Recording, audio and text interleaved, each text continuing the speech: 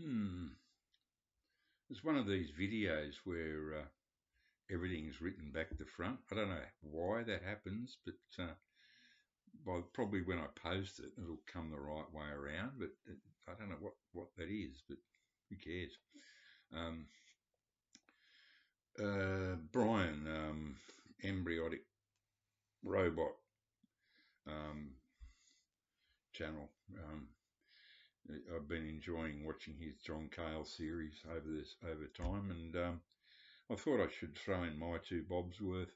Um, I had all his albums in the 70s after he left the Velvet Underground, and right up until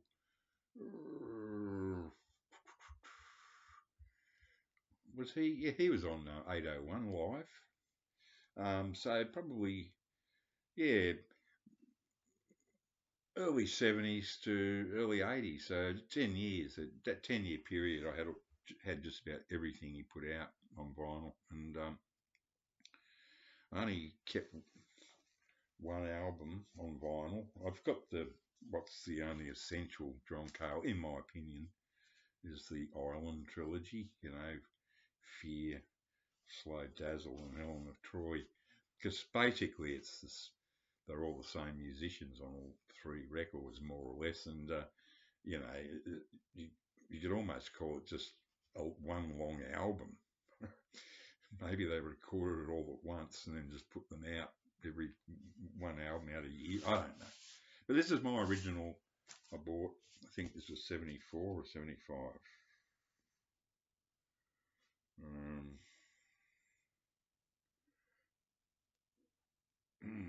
Usually it's got a date, but by God, it's hard to read green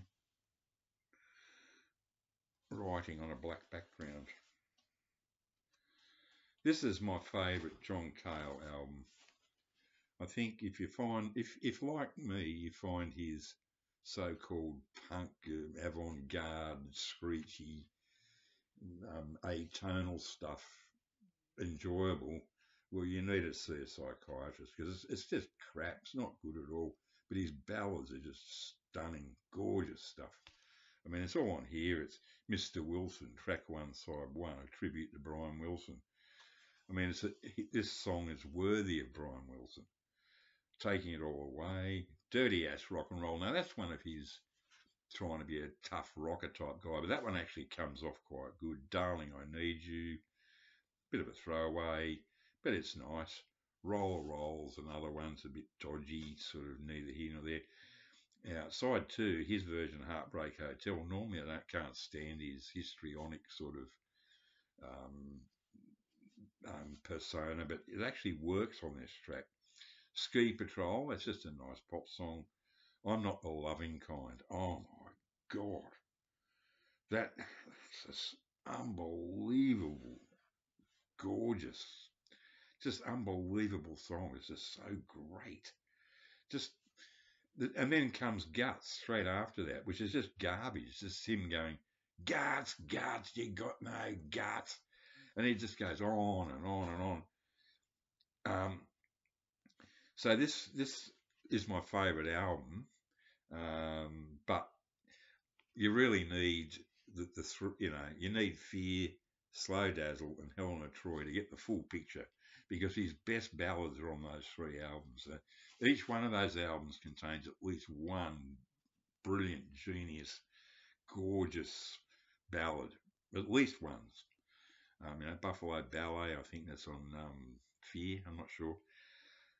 Yeah, see, he goes from I'm Not the Loving Kind, which is this gorgeous production, beautiful sung with emotion, and he comes up with garbage like Guts. But the last track, The Jeweler. Now, look, I must admit, I was a bit of an acid head, and long gone now, but for a period there, I was quite into it. And The Jeweler.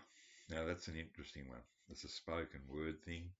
It's about, what's that band? Crowded House. They had an album called The Temple of Low Men. Well, if you know what I'm talking about, it's the downstairs department of a lady. the front bottom, and that's what it's about really. Um, the sticky occlusion, of course, but he's tripping off his head on this. I mean, I can hear it in his voice. I heard it in his voice when I was a tripper. It's that weird metallic sound. It's only people that have been there can sort of understand what I'm talking about, but he is tripping off his tits on that track. Okay, now that's the inner, and on the other side,